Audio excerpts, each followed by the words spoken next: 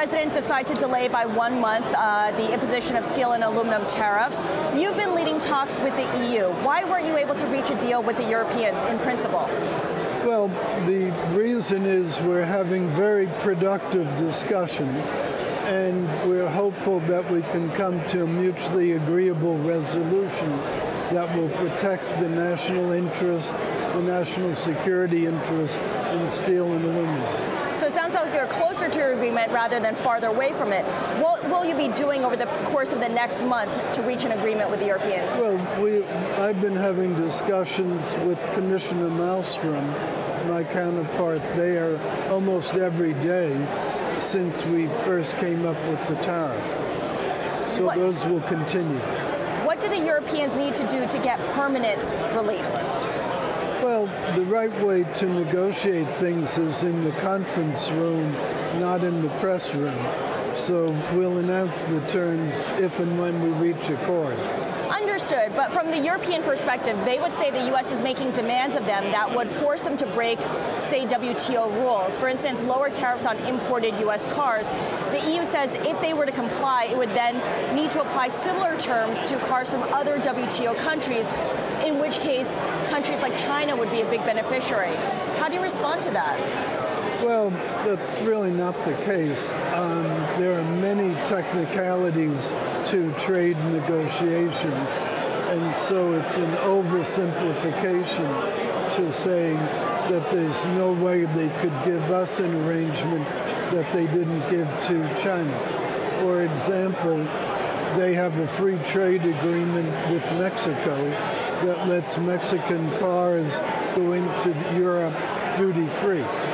So it clearly can be done. Now, one could make the observation that the Europeans are offended because they're even being asked to negotiate in the first place because they feel they're being asked to do so under threat.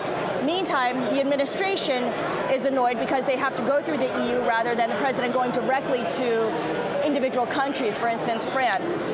This is a big picture question, Mr. Secretary. How do you go about finding common ground on details when the U.S. and Europe don't often see eye to eye on the big picture? Well, again, it's a much more complicated situation than that. The EU, the European Commission, is the official trade negotiator for all of those countries.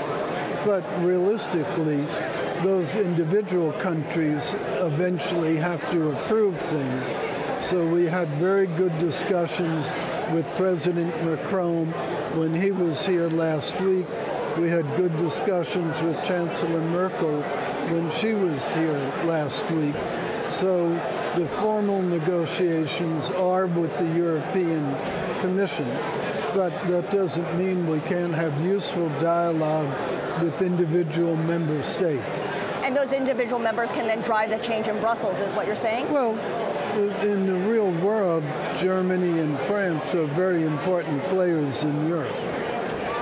Okay, there's Europe, and then, of course, there's our closest trading partners, which is Canada and Mexico. The North American supply chain is very integrated. Some would say totally integrated. So tariffs against Canada, like those on aluminum and steel, some say will end up hurting U.S. manufacturers as well. And this is what we've heard from, say, the U.S. Steelworkers Union, from Leo Gerard and his group. So my question to you is then, how do tariffs on Canadian suppliers make sense? How would that work without hurting the U.S.? Well, there are many other ways to resolve those issues. We are very dependent on Canadian aluminum. They supply almost half of the total aluminum in this country. In terms of steel, we have a very good balance of trade with them. So it's much more complicated than just the supply chain integration. It's more complicated, but is it one way to extract concessions? No, it's more complicated because there's a lot of material that goes back and forth between the two. But one of our real targets in Nafta is stuff coming in from outside Nafta. That's what the rules of origin is mainly about.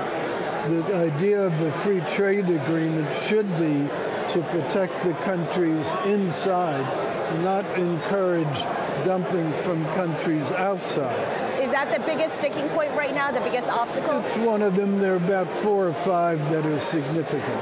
What's the timeline here in terms of when we might expect some more progress on NAFTA talks? Well, there's no statutory deadline, but there's a practical political deadline. Mexico has its presidential election in July. Canada has its provincial elections in June. We have our congressional elections in November. So if you get more than a few weeks further, it's very unlikely anything would happen this spring.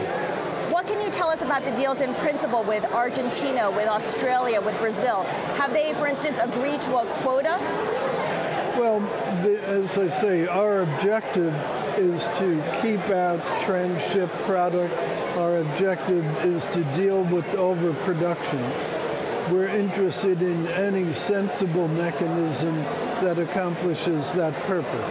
Does that mean quotas then? Well, whatever. There are all kinds of mechanisms that can do it. Do we know how much they'll be able to export to the U.S., or is that still being worked on? I couldn't hear you with the noise. I know, it's really noisy here. Do we know how much they'll be able to export to the U.S., those countries?